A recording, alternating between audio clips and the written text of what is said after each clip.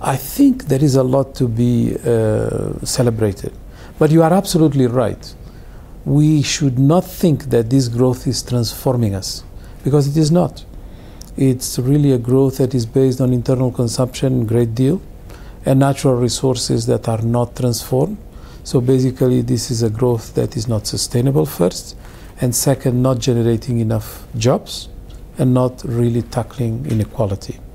And I think if we want really to go in that direction, we need what is called economic structural transformation, which is basically about tackling our strategies for economic development in a completely different way.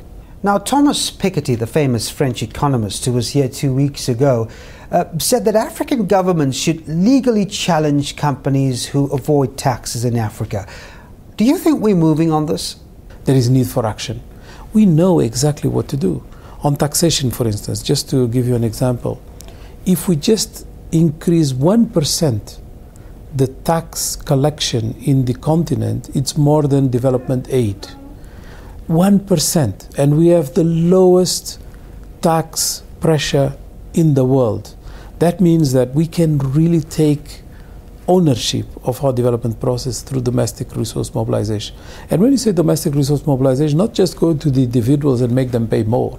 It's more about making sure that you manage the fiscal apparatus in such a way that you make those who have to pay exactly in compensation for the activities that they are performing. Multinationals are really having a very good time because of lack of competence, one, but more importantly because of lack of political determination to tackle these issues. So this continent took a hit as soon as the Chinese economy started to slow down, and more recently when the Chinese stock markets plunged. Is Africa too reliant on China? Our number one partnership with China is trade. They are number one trading partner of the continent, and they have an overwhelming presence on trade. But when it comes to investment, they are not, in terms of investment stock, even in the number 5 position. They come as number 6. So people don't realize that. And I think it is important also for people to know that all Chinese investment in Africa is less than 4% of Chinese investment in the world. So we are a very residual deposit of Chinese interest, if you want to put it that way. We need more, not less, of China. And we need to make the case that Chinese investment has to be for the long term and has to be transformative. So, Dr. Lopes, if you had to identify the single most important political impediment to economic growth on the continent, what would that be? The most important message is about African politics being about diversity and plurality, and our systems not accepting it easily. We have debates about identity and citizenry everywhere in the continent.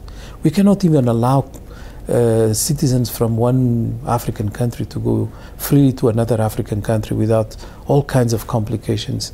And a lot of it has to do with the fact that we are more prone to follow the sovereignty state that was constructed in Europe with the Westphalian principles than we are on the proclamations of Pan-Africanism that we are supposed to have espoused.